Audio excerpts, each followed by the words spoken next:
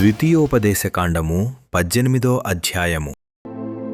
యాజకులైన లేవీయులకు అనగా లేవీ గోత్రీయులకందరికీ ఇశ్రాయేలీయులతో పాలైనను స్వాస్థ్యమైనను ఉండదు.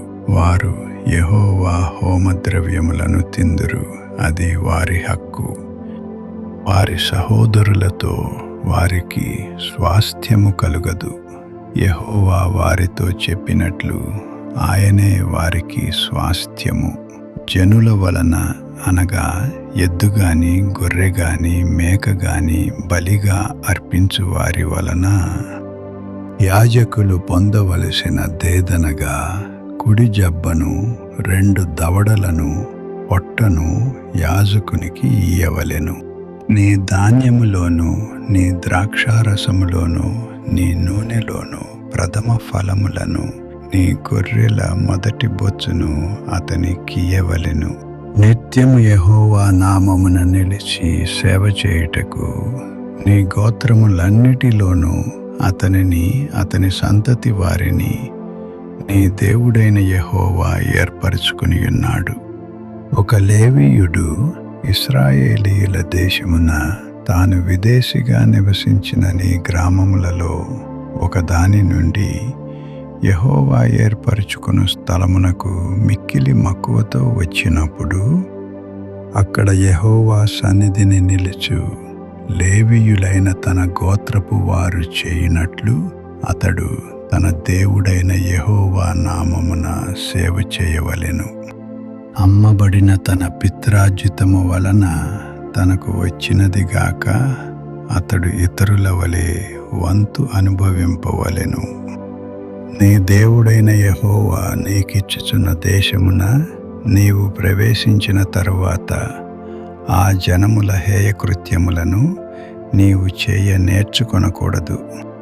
తన కుమారునైనను తన కుమార్తెనైనను అగ్నిగుండము దాటించువానినైనను శకునము చెప్పు సోదెగానినైనను మేఘ శకునములను గాని సర్పశకునములను గాని చెప్పు వానినైనను చిల్లంగి వానినైనను మాంత్రికునినైనను ఇంద్రజాలకునినైనను కర్ణపిశాచి నడుగు వానినైనను దయ్యముల యొద్ద విచారణ చేయువానినైనను మీ మధ్య ఉండనీయకూడదు. వీటిని చేయు ప్రతివాడును యెహోవాకు హేయుడు. ఆ హేయములైన వాటిని బట్టి నీ దేవుడైన యెహోవా నీ ఎదుట నుండి ఆ జనములను వెళ్ళగొట్టుచున్నాడు. నీవు నీ దేవుడైన యెహోవా యొద్ద యథార్థపరుడవై ఉండవలెను. నీవు స్వాధీనపరుచుకునబోవు జనములు మేఘశకునములను చెప్పువారి మాటను సోదెగాండ్ర మాటను విందురు. నీ దేవుడైన యెహోవా నిన్ను అలాగున చెయ్యనీయడు. హోరేబులో ఆ సమాజ దినమున నీవు నేను చావకయున్నట్లు మళ్ళీ నా దేవుడైన యెహోవా స్వరము నాకు వినబడకుండునుగాక. ఈ గొప్ప అగ్ని నాకు ఇకను కనబడకుండునుగాక అని చెప్పితివి.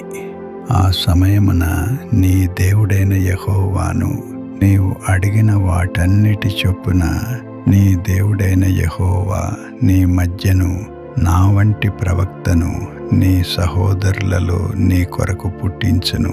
ఆయన మాట నీవు వినవలెను. మరియు యెహోవా నాతో ఇట్లనెను, వారు చెప్పిన మాట మంచిది. వారి సహోదరులలో నుండి నీ వంటి ప్రవక్తను వారి కొరకు పుట్టించెదను. అతని నోట నా మాటలనుంచుదును. నేను అతనికి ఆజ్ఞాపించున్నది యావత్తును అతడు వారితో చెప్పును. అతడు నా నామమున చెప్పు నా మాటలను వినని వానిని దాని గూర్చి విచారణ చేసెదను. అంతేకాదు ఏ ప్రవక్తయు అహంకారము పూని నేను చెప్పుమని తనకు ఆజ్ఞాపించని మాటను నా నామమున చెప్పును, ఇతర దేవతల నామమున చెప్పును, ఆ ప్రవక్తయును చావవలెను.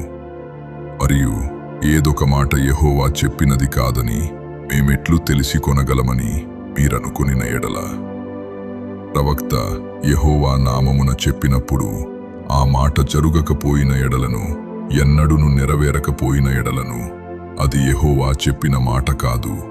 ఆ ప్రవక్త అహంకారము చేతనే దాని చెప్పెను గనుక దానికి భయపడవద్దు.